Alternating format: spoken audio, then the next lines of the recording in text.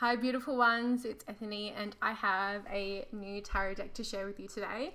This is the Lunar Soul Tarot and this is created by Liminal 11, which is a mind, body, spirit publishing company creating products that are benefit to the world, focus on comic and illustration. So this is a smaller company. It's out of the UK and I have been following them for a long hot while. So this is a little catalogue they sent to me, which is very exciting, and this is the deck that I'm going to be going through today, the Lunar Soul Tarot, and that's by Mike oh my god, Medagalia. Language, I mean, honestly, I'm a writer, for goodness sake. But they also have like these other things that are available here. So we have mini meditations on creativity,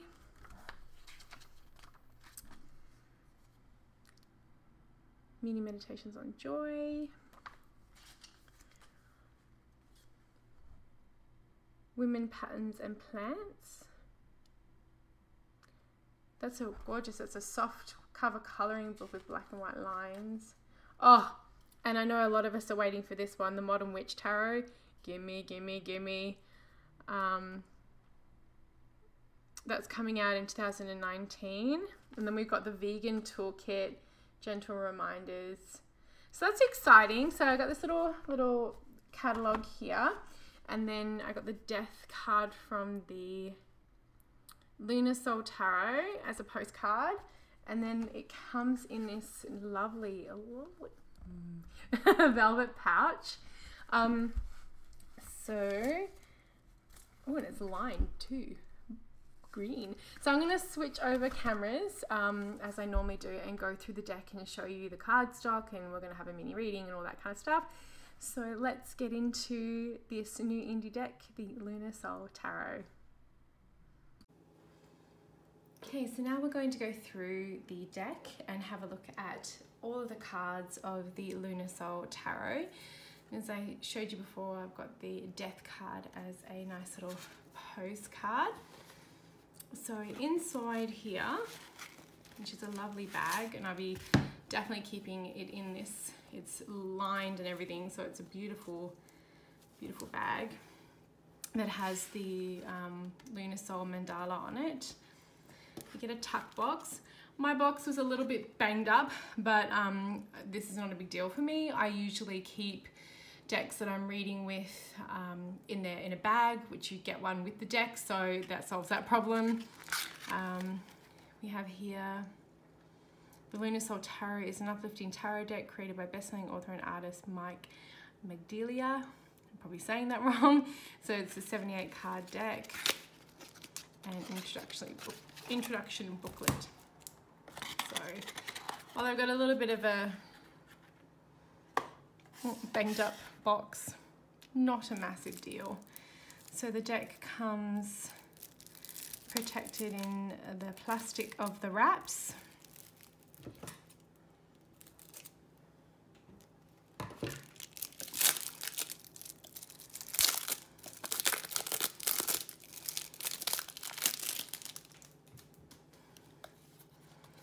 Okay, so this is some extra cards in here.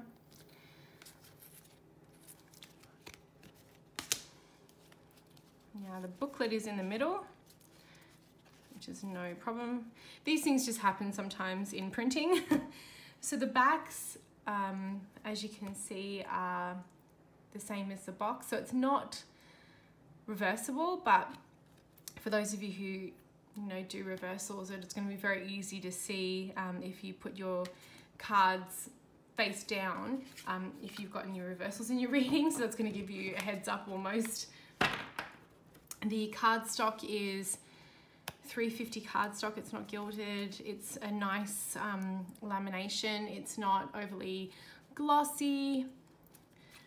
So that's a little bit about the cardstock. Okay, so we have the Fool. I love that it's like there's a crocodile there. I I actually really like the way that the cards have been bordered. I think it actually adds to the design in this deck in this specific instance. Sometimes it doesn't, it can be a little bit distracting in my opinion, but I think it really works with this one. I love how the magician in here is pointing to the money. It's like definitely bringing that spirit down into manifest into the things that can help us in this lifetime. Interesting that all of the cup and the sword and everything in the background are pointing down. Beautiful magician card. The High Priestess. And then we see the pillars there with the moon and the sun, very much going on the brand and the design of this card of the deck, and the pomegranates even in the beautiful borders. And this is what I'm saying, like the way that it's been framed is actually really well thought out. You can see here, so the wheat around the Empress.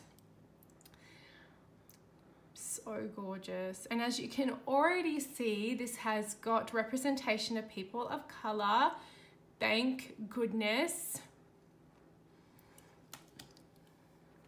The Emperor.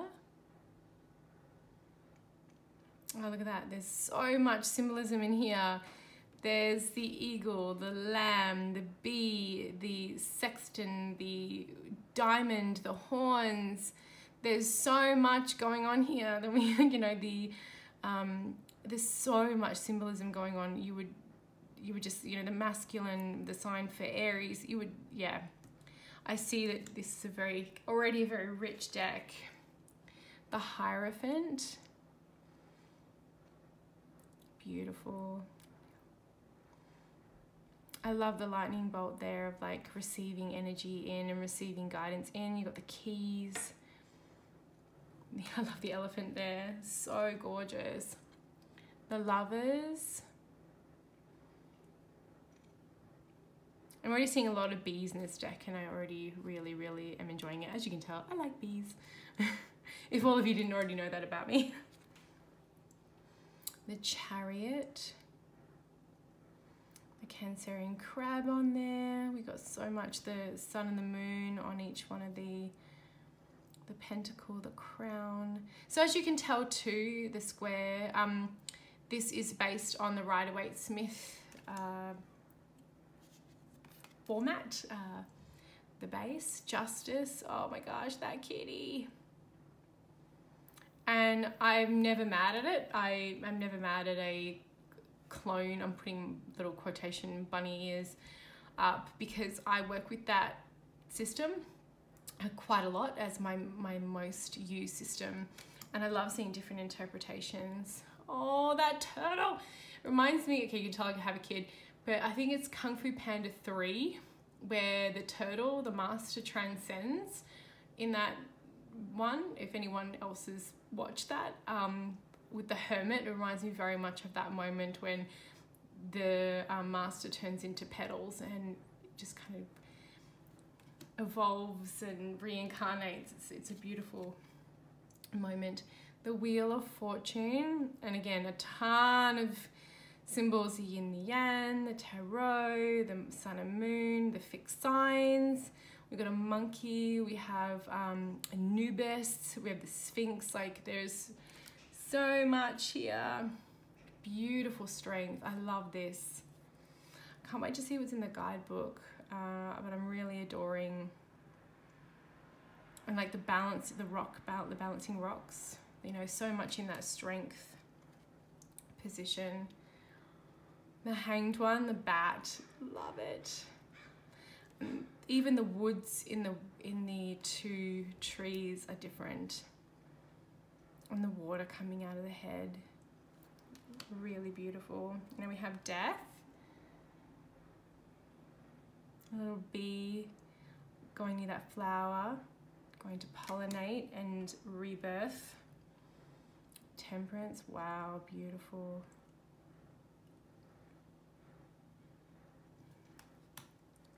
I can see I'm already going to love working with this deck because I'm getting so much from it already. The Devil, tangled up in vines. Look at that. And there's a little snail down the bottom. And again, see that the borders or the frames for the titles are so well thought out. The tower, the all-seeing eye crashing down, the cocoon up the top. Just gorgeous. Oh, someone's got a brick to the head. That'll hurt. Then we have the star. Yes.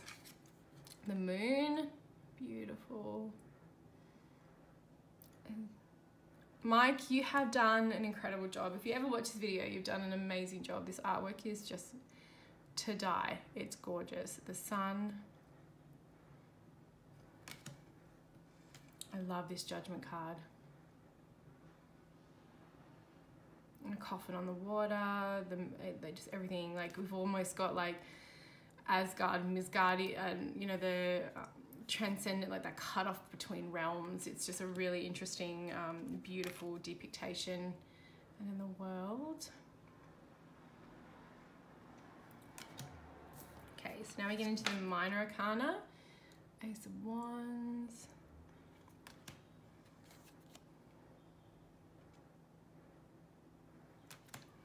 I like that, balancing on that third wand there, overlooking. I love it. Beautiful. Celebration. Five of Wands.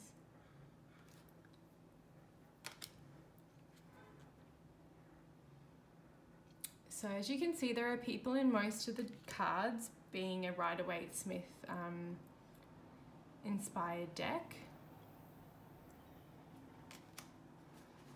Interesting there with the Seven of Wands, how often the Seven of Wands is seen from the perspective of having higher ground, but we have two wands coming from higher above the person in defense. So that's an interesting thing if you're reading and that comes up. An interesting take there. The Eight of Wands.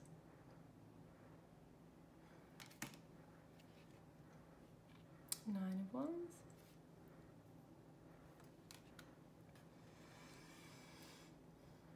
Yep, that look on that guy's face is definitely the Ten of Wands. Now we get into the court, and this is the first time I've seen any of these cards really. I've seen a couple of them on Instagram, but it's the first time I'm seeing most of them. The Page. I kind of want his outfit. I would wear the shit out of that. The Knight, riding a lion, as you do when you're the Knight of Wands. The King of Wands.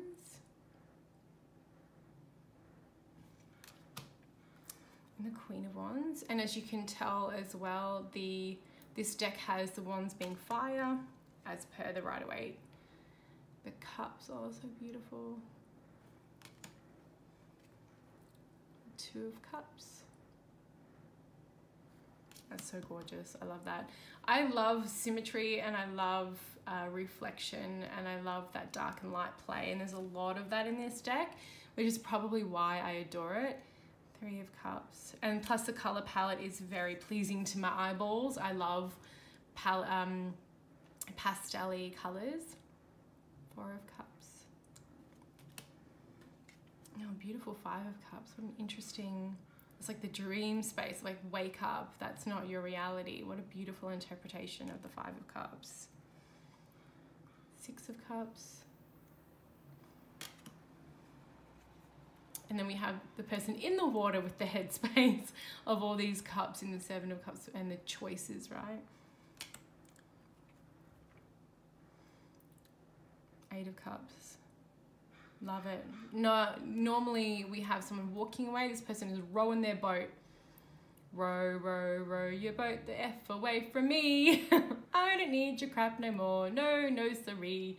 I kind of just made that up, but that's what I get from that one. The Nine of Cups, beautiful. And what I like about it being on a lotus and being in a more meditative space and stance, it's saying about not just being happy on a material level, but also a spiritual happiness too, like that real fulfilling emotional happiness that comes with integration.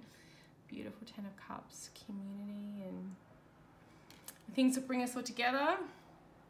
Page, Knight,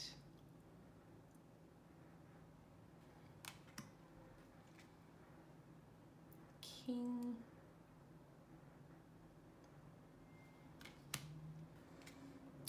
Queen.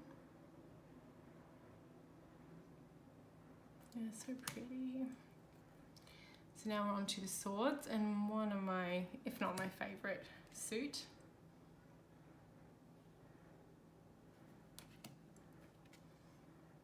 Three of Swords, definitely like how it's stained glass, it's gorgeous. Four of Swords. Sheathed swords in that. I like that. So it's not just put your swords down, but like put them away in a proper way. Yep, that's Five of Swords. Where is my foot? It's there. Where is my hand? There. Is that the same person? Is it two people? That's up for you to interpret.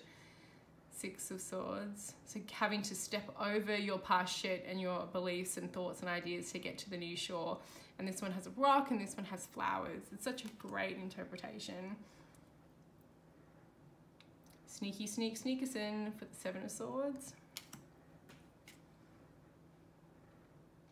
Eight of Swords. That's really cool. That, almost creating that tower, right?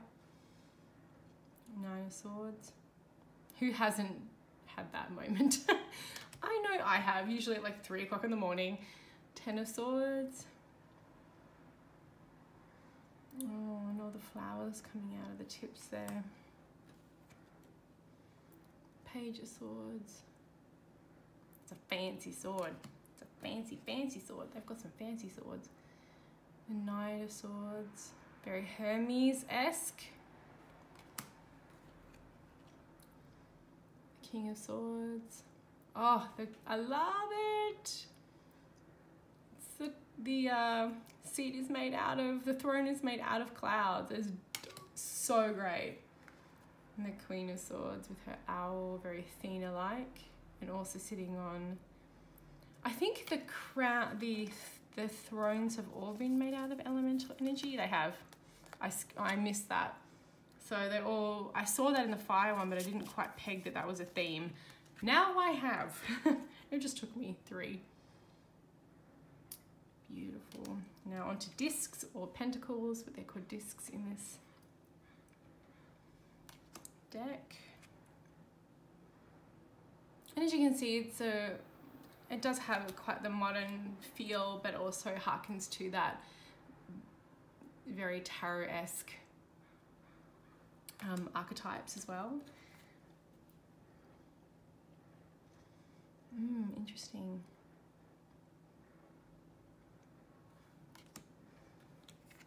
So this is carrying all of that. It's an interesting take. 6 of discs or pentacles. I'm going to change, I'll change it when I read to being the pentacles I always do. It's beautiful.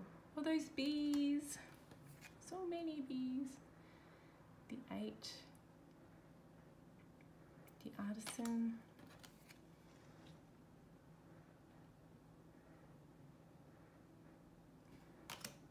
And then that 10. And the Page.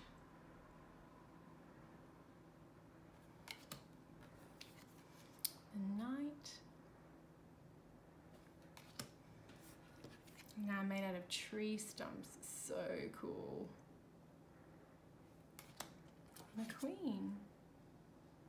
Now I'm going to quickly look at the structure inside the book. The queens sit at the top. So I didn't realize if that was, I didn't know whether that was a printing thing when they put the decks together or not, but the queen does sit at the front. Let's have a look at the guidebook, the little white book. So we have a foreword, an introduction, a major arcana. We jump in and there's a nice quote there for each one. And then the minor arcana. I'm going to that, and then is there anything else? And then we have some spreads at the back. So how to read the cards, a few gentle tips. And we have the 4-card spread, a couple there. Relationship spread, the Celtic Cross. And the Lunar Soul spread. In between black and white is not grey, it is all the colours in the world. Oh, I love that. So I'm going to give this a quick shuffle and then draw a card and see what information we get in the guidebook.